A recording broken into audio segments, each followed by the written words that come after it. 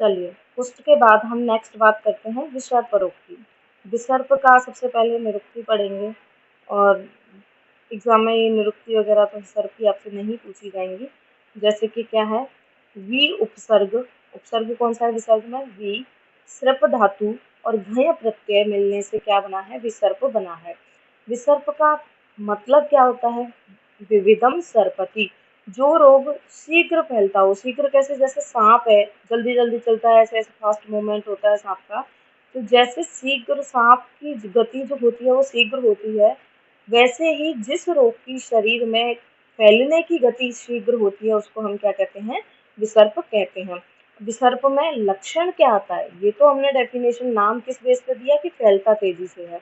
लक्षण क्या आते हैं, विसर्प में बॉडी पर सरसों या मसूर के आकार की छोटी छोटी पीड़िकाएं निकलती हैं, जिनमें कंडू होगा, श्राव होगा, शोक होगा। तो विसर्प में होता क्या है, शीघ्र फैलेगा वो तक तो ठीक है, लेकिन पीड़िकाएं होती हैं, उन पीड़िकाओं की आकृति कैसी होती है, सरसों या मसूर के आकार की। तो पीड़िका होंगी, उनमें पंडु भी होगी, उनमें श्राप भी होगा, उनमें शोक भी होगा। निदान देखें तो जितने भी हमने लास्ट टाइम कुष्ठ के निदान पढ़े थे वो सारे के सारे निदान कुष्ठ के हैं। या शरीर पर, त्वचा पर विष लग जाता है उसकी वजह से, या त्वचा पर चोट लग जाए या अग्नि से जल जाए तो भी व्यक्ति जो होता है विसर्प से पीड़ित हो जाता है।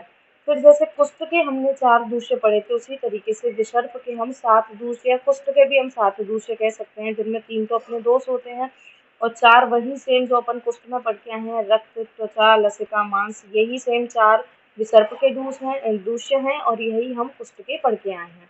फिर निदान की बात करें तो निदान में क्या हुआ कि संप्राप्ति की बात करें तो निदान सेवन किया, निदान सेवन से त्रिदोष प्रकोप होगा, वही कुष्ठ जैसी ही संप्राप्ति इसमें चलेगी कि त्रिदोष प्रकोपित होकर के क्या कर रहे थे, त्वचा, मांस, रक्त, लसिका की दुष्टि कर रहे थे।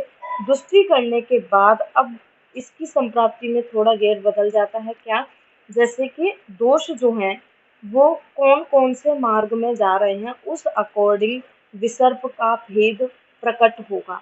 जैसे अगर जो तीनों दोष हैं वो प्रकोपित होकर के वही मार्ग आश्रित जाते हैं, यानी कि केवल और केवल त्वचा में रहते हैं, त्वचा में रहते हैं, अंदर की धातुओं में अस्थि, मज्जा, शुक्र में प्रवेश नहीं करते हैं, केवल बाह्य धातु में ही अपना स्थान संचय कर लेते हैं और केवल त्वचा की ही विकृति करते हैं, तो उसे हम बाह्य विसर्प कहते हैं।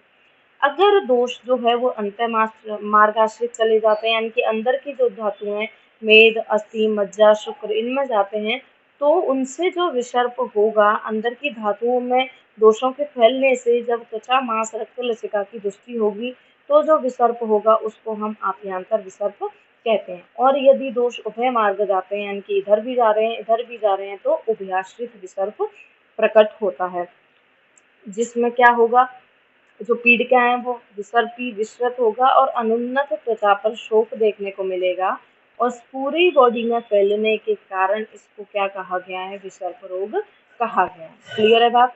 तो इसकी संप्राप्ति में बात मेन इतनी है कि कौन सी धातुओं में, बाह्य धातुओं में जा रहे हैं दोष या अभ्यंतर धातुओं में जा रहे हैं, उस तरीके से विसर्प उत्पन्न होगा। भेदानुसार जब इसके लक्षण की बात करें तो 7 भेद होते हैं इसके, एक एक करके बात करते हैं। सबसे पहले हम वातज विसर्प पढ़ते हैं। तो जो वातज विसर्प होगा तो विसर्प वाला जो स्थान होगा वो कैसा दिखाई देगा, कॉमन बातें होंगी यही सब आपके लिए, श्यावरुण वर्ण का होगा।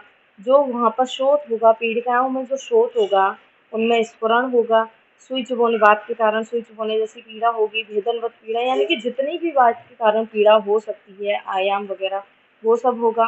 अंग, वात के अंदर चल गुण होता है, वायु मूवमेंट करेगी तो उसको लगेगा अंगों पर चींटी चलने की तरह अनुभव होगा, यानी कि पिपलिका संचार इम्पोर्टेंट है, एआईपीजीटी में भी पूछा जाता है। पिपलिका संचार कौन से विसर्प का लक्षण है, वातज विसर्प का, क्योंकि गति वायु में ही होती है और चींटियां चलती हैं तो गति करती हैं। चिकित्सा अगर इसकी नहीं की तो जो पीड़िकाएं बनती हैं वो जल्दी ही फूट जाती हैं और पतली और अरुण वर्ण की पीड़िका पूरी बॉडी पर फैल जाती हैं, अगर वातज विसर्प को ट्रीट नहीं किया गया तो। फिर आता है पित्तज विसर्प। पित्तज विसर्प क्या है, ये जल्दी फैलेगा क्योंकि शीघ्र गति होगी। पित्तज विसर्प में अब पित्त ऑलरेडी बढ़ा हुआ है, वैसे तो त्रिदोष है लेकिन प्रधानता पित्त की है, तो तीव्र दाह होगा, पाक होगा, स्फोट उत्पन्न हो जाएंगे। नेत्र, मल, मूत्र का वर्ण कैसा हो जाएगा, हरा हल्दी के समान हो जाएगा और पीड़िकाओं में कैसा क्या होगा, शीघ्र पाक हो जाएगा। बढ़े हुए पित्त के कारण ये सारे के सारे कैसे हो जाएंगे, मल्टी कलर के या हल्दी या हरे वर्ण के दिखाई देंगे। कफज विसर्प में क्या देखने को मिलेगा, स्निग्ध श्वेत वर्ण की पीड़िकाएं पूरी बॉडी पर कफ की अधिकता के कारण हो जाएंगी। जैसे कि पित्त में शीघ्र पाक हो रहा था, क्योंकि पित्त में पाचक गुण होता है, पचाने का गुण होता है, लेकिन कफ में पाक जैसी कोई चीज आपको देखने को नहीं मिलेगी, और अगर होगा भी तो बहुत देर से उन पीड़िकाओं के अंदर पाक होगा। कफ एकदम आलसी स्थिर स्वभाव का है, इसीलिए कफज विसर्प जो होगा वो बहुत धीरे धीरे फैलेगा और इसके अंदर जो त्वचा होगी वो बहुत ज्यादा मोटी हो जाएगी बढ़े हुए कफ के कारण। फिर इसके 3 इम्पोर्टेंट भेद और आते हैं, एक वात पित्तज, एक वात कफज और एक कफ पित्तज। मैंने इम्पोर्टेंट क्यों बोला, द्वंद्व भेद तो आपने औरों के भी पढ़े हैं, लेकिन इनके आपको स्पेशली नाम याद रखने हैं कि वात पित्तज जो होता है उसको हम अग्नि विसर्प कहते हैं। अब कई बार एग्जाम में आप भूल जाते हैं तो थोड़ा सा कॉन्सेप्ट को बात कर लेते हैं। मान अब आग कहाँ लगेगी, जहाँ पानी नहीं होगा, जहाँ कफ नहीं होगा वहीं आग लगेगी। तो अग्नि विसर्प में आपको दोष याद रखना है, आग केवल वहां लग सकती है क्योंकि कफ बॉडी में एक्चुअली है क्या, फ्लूइड जितना भी है, पानी जो है उसको हम कफ मानते हैं। तो जहाँ पानी नहीं होगा आग वहीं लगेगी, यानी कि अग्नि विसर्प में कौन से दोष होंगे, वात पित्तज होंगे। ठीक है, फिर उसके बाद आता है कीचड़ कहाँ होगी, कीचड़ वहां होगी जहाँ हवा नहीं होगी, क्योंकि हवा कीचड़ को सुखा देगी। तो कफ पित्तज से आपको याद रखना है कर्दम, यानी कि कीचड़ वाला। कर्दम किसको कहते हैं, कीचड़ को कहते हैं। और कीचड़ सूख जाता है, तेज उससे हवा से सूख जाएगा, सुखा देगी हवा उसको, इसलिए कफ पित्तज जो दोष होंगे वो कर्दम में होंगे। फिर बचा आपका ग्रंथि विसर्प। ग्रंथि कहाँ बनेगी, जिसमें पाक नहीं होगा, पाक नहीं होगा तभी ग्रंथि बन सकती है, वरना अगर दोषों का पाक हो गया तो ग्रंथि नहीं बनेगी, इसीलिए ग्रंथि में पित्तज दोष नहीं होगा। तो आपको याद रखना है, वात पित्तज को आप पित्तज वाले को अग्नि विसर्प कहते हैं, वात कफज को ग्रंथि विसर्प और कफ पित्तज को कर्दम विसर्प कहते हैं। अब पढ़ते हैं हम अग्नि विसर्प। अग्नि विसर्प में क्या होगा, रोगी को अग्नि से जलने के समान अनुभूति होगी, नाम ही उसका अग्नि विसर्प है। तो त्वचा ऐसे लगेगी जैसे आग से जल चुका ना। तो जिस स्थान पर रोग होगा वो कोयले के समान काला हो जाएगा और नीला व लाल हो जाएगा। दो दोष हैं यहाँ पे, वात और पित्त, दोनों मिला के अपना अपना कलर प्रदर्शन करेंगे और दोनों का मिला जुला कलर कैसा आएगा, कोयले के समान काला नीला लाल। ठीक है, और अग्नि दग्ध के समान फफोले हो जाएंगे। इस तरीके से इसके अंदर दोष बढ़ेंगे, प्रकट होंगे कि बॉडी पर जो पीड़िकाएं बनेंगी वो फफोले का आकार ले लेंगी। तो जैसे आग से जलने पे आपने देखा होगा कई पेशेंट आते हैं फफोले पड़ जाते हैं, बिल्कुल वैसा ही अग्नि विसर्प या वात पित्तज विसर्प में आपको देखने को मिलेगा। फिर आता है ग्रंथि विसर्प। ग्रंथि विसर्प, ग्रंथि बनी कैसे, ग्रंथि बनी कि कफ से वायु अवरोध हो गई, वायु कफ के अंदर रुक गई, रुक करके यहाँ पे एक आकृति बना ली, इसको हमने ग्रंथि कह दिया। तो कफ से अवरुद्ध वायु रक्त को दूषित करके लंबी छोटी गोल खुरदरी ग्रंथि की माला, ऐसे ऐसे माला रूप में इसके पीड़िकाओं की ग्रंथि जैसी बन जाएगी। ठीक है, इस तरीके की ग्रंथि बन जाएगी ग्रंथि विसर्प में। यह ग्रंथि जो होंगी वो कैसी होंगी, लाल वर्ण की होंगी। और ग्रंथि में पीड़ा, पीड़ा क्यों होगी, क्योंकि वायु है साथ में, अकेला कफ होता तो पीड़ा नहीं होती, लेकिन वायु है इसीलिए ग्रंथि में पीड़ा होगी और व्यक्ति को ज्वर श्वास कास कुछ भी रोग हो सकता है। फिर आता है कर्दम विसर्प। कर्दम विसर्प के बारे में इंपॉर्टेंट बात याद रखनी है, पीजी एंट्रेंस में पूछा जाता है। आमाशय के एक भाग में उत्पन्न होने वाला विसर्प, स्पेशली कौन सा है, कर्दम।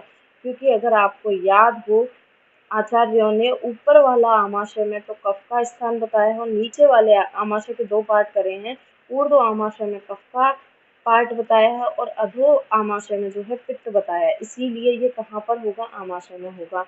तो यह आमाशय के एक भाग में उत्पन्न होता है और यह पीली लाल व हल्की श्वेत पीड़िकाओं से कैसा होगा, घिरा रहेगा। जैसा कफ और पित्त के वजह से जो कलर आएगा उस तरीके का ये हमें दिखाई देगा। सन्निपातज में सभी के लक्षण आपको समान रूप से दिखाई देंगे। ठीक है, अब बात करें इसके चिकित्सा सूत्र की। तो चिकित्सा सूत्र में इसका कोटेशन भले ही याद मत कीजिएगा, हिंदी याद रखनी है आपको कि सबसे पहले आपको विसर्प में क्या कराना है, लंघन और वृक्ष पदार्थों का सेवन कराना है। इसकी चिकित्सा थोड़ी टेढ़ी सी है, मतलब जो लॉजिक है वो प्रॉपर बैठता नहीं है। ठीक है, कि इसमें त्रिदोष है हमने मान लिया, लेकिन जो रुक्ष पदार्थों का सेवन, जैसे आगे आपको मैं बताऊंगी तब आपको थोड़ा हो सकता है कंफ्यूजन हो, बात करेंगे उसकी हम। तो इसकी चिकित्सा में सबसे पहले आपको लंघन कराना है और रुक्ष पदार्थों का सेवन कराना है। फिर क्या बोला है कि वायु के स्थान में यदि दोष प्रकोपित होकर विषर्प रोग उत्पन्न हो रहा है तो सर्वप्रथम वायु के स्थान को रुक्ष औषधियों के द्वारा और ज़्यादा रुक्ष करना है। ठीक है, याद रखना है ये बात थोड़ा सा, इसीलिए मैंने आपको बोला था हम वायु के लिए हर रोग में क्या चिकित्सा करके आए हैं, स्निग्ध चिकित्सा करके आए हैं, लेकिन आचार्य चरक ने यहाँ पर चिकित्सा थोड़ी अलग तरीके से बताई है। यही बताया है कि अगर शोथ है वो वायु के स्थान में हो रहा है तो वहाँ पे आपको स्निग्ध चिकित्सा ना करके और वायु को बढ़ाने वाली रुक्षण चिकित्सा करनी है। या तो हो सकता है यहाँ पे ये कॉन्सेप्ट लगाया हो कि अगर कफ आदि दोषों ने वायु का अवरोध कर रखा हो तो अगर आप वायु को और बढ़ाने वाली चिकित्सा करोगे तो वायु जो है आवरण को फोड़ करके बाहर आ जाएगी और उस अवरोध से स्वतंत्र हो जाएगी। या फिर ये कॉन्सेप्ट लगा होगा, जहाँ तक है वहाँ तक यही कॉन्सेप्ट यहाँ लगेगा कि वायु के स्थान, इसीलिए यहाँ पे वायु के स्थान पर जो है रुक्षण औषधियों द्वारा चिकित्सा करवाई है। विसर्प रोग में रक्त पित्त का अनुबंध हो, जैसे विसर्प रोग है उसको अगर रक्त और पित्त दोनों दोष का उसके साथ अनुबंध होता है तो उसमें आपको स्नेहन कभी नहीं करना है, क्योंकि स्नेहन से शरीर में क्लेद बढ़ेगा और रक्त का प्योरीफाई नहीं हो पाएगा। ठीक है, तो ये बात याद रखनी है कि रक्त व पित्त दोनों का अनुबंध है तो आपको स्नेहन वहाँ पर नहीं कराना है। ठीक है बात। फिर आता है वात विसर्प व अल्प दोष युक्त विसर्प पित्तज विसर्प में तिक्त घृत का पान कराना है। वात और पित्त दोनों का शमन करेगा तिक्त घृत। पित्तज विसर्प में दोष अगर बहुत ज़्यादा है तो पित्त को बाहर निकालने के लिए विरेचन करा दीजिए। और क्या क्या उपक्रम आप इसमें करवा सकते हो, लंघन रुक्षण तो हम करवा ही रहे हैं, वमन विरेचन, विरेचन किससे कराना है, लेकिन पित्त घृत से कराना है। रक्त मोक्षण करा सकते हो, जो रक्त ही तो मेन दूषित है इसमें, तो रक्त मोक्षण कराना है आपको। परिसेचन कराना है, क्योंकि त्वचा पे दाह पीड़िता हो रही है तो त्वचा का परिसेचन करा सकते हो, त्वचा पे लेप लगा सकते हो। और भोजन में भी, क्योंकि विसर्प जो होता है वो भी कैसी है, पित्त प्रधान त्रिदोषज व्याधि है, तो यहाँ आपको ज़्यादा से ज़्यादा पित्त को शमन करने वाली या शोधन करने वाली चिकित्साओं का प्रयोग करना है। संशोधन चिकित्सा में वमन आप किससे करवाओगे, वमन के लिए तो आपको हमेशा, विरेचन के लिए भी हमेशा यही लिखना है, वमन आप हमेशा मदन फल से करवाओगे, विरेचन आप हमेशा त्रिफला क्वाथ से या घृत से या निशोच चूर्ण मिला करके त्रायमाण घृत से करा सकते हो। रक्त मोक्षण अभ्यंतर विसर्प अगर होगा तो रक्त मोक्षण कोई काम ही नहीं करेगा, अस्थि मज्जा में है तो रक्त मोक्षण क्या काम करेगा। लेकिन अगर जो है शाखागत विसर्प है, भाई आश्रित विसर्प है, जिसमें त्वचा और रक्त ही दूषित है, तो वहाँ आप रक्त मोक्षण करा सकते हो। फिर उसके बाद है इसकी शमन चिकित्सा। शमन चिकित्सा आप भले इसके अलग से मत पढ़िएगा, जो कुष्ठ में पढ़ा एज इट इज आप यहाँ पे लिख सकते हो, थोड़ा बहुत अलग है, जैसे आसव है इसमें सारे वाद्य रिष्ट और मंजिष्ठ आदि रिष्ट वही आ जाते हैं, लेकिन बाकी सारी जो चिकित्सा हमने कुष्ठ के अंदर पढ़ी है वही सेम चिकित्सा यहाँ पर चलेगी। जैसे वही गंधक रसायन, रसमाणिक्य, अमृता सत्व, बटी में आरोग्यवर्धनी, नव कषाय, गुगुलू, क्वाथ में चंदनादि, किरातादि, किरातिक्तादि नहीं है, किरातादि है, ध्यान रखिएगा इस चीज़ का, पटोलादि है ना, और आसव में सारे वाद्य रिष्ट अलग से याद रख लेना। और एक लेप के लिए भी आपको याद रखना है कि जो शतदोत घृत है, महातिक्त घृत है या दूर्वादि घृत है, इनका या तो आप अभ्यंतर स्नेहन के लिए यूज करा सकते हो, वरना शरीर पर लेप के लिए इनका यूज कर सकते हैं, अभ्यंग के लिए इनका यूज कर सकते हैं। और प्रलेप भी विसर्प में थोड़ा अलग से बताए गए हैं, उदुम्बरादि, प्रदेह, शारेवादी लेप, ये कैसे होंगे, सारे शीतल प्रकृति के होते हैं, तो ये क्या करेंगे, पित्त का शमन करेंगे। ठीक है, और एकल द्रव्यों में आप चंदन, अमृता, शिब्रू, जो भी आपको याद रहे वैसे रख लेना, इनका प्रयोग कर सकते हो। तो ये जो विसर्प है वो आपका कंप्लीट होता है, इसको पढ़ लीजिएगा। एग्जाम पॉइंट ऑफ व्यू से बहुत ज़्यादा ये इंपॉर्टेंट नहीं है, किसी में तो ये नहीं पूछा जाता, और अगर आपको कुछ अच्छे से आता है तो आप विसर्प लिखना आपके लिए बड़ी बात नहीं है, बस आपको अलग से तो उन वेदों के नाम याद रखने हैं, अग्नि, कर्दम, ग्रंथि, ये वाला, और बाकी थोड़ा इसका चिकित्सा सूत्र थोड़ा सा कॉम्प्लिकेटेड है कि वायु के लिए वायु को बढ़ाने वाली ही चिकित्सा कर रहे हैं, थोड़ा इन बातों का ध्यान रखिएगा, बाकी इसमें अलग से कुछ ऐसा है नहीं। ठीक है, और हाँ, एक लेप रह गया, बहुत इंपॉर्टेंट है, दंत्यादि लेप, बहुत बार पीजी एंट्रेंस में पूछा जाता है दंत्यादि लेप। दंत्यादि लेप के लिए एक बात बोली गई है कि ये क्या करता है, पत्थर को भी फोड़ देता है, ऐसा कुछ है, चरक चिकित्सा में जाके देखिएगा, वहाँ लिखा हुआ है जो शिला को भी फोड़ देगा, ऐसा कुछ लेप, कुछ बात लिखी हुई है, वो पीजी में आपसे पूछी जाती है। लेकिन अभी फ़िलहाल आपको इतना याद रखना है, दंत्यादि लेप विसर्प में आचार्य चरक ने दंत्यादि लेप का रोगाधिकार विसर्प के अंदर बताया है। ठीक है।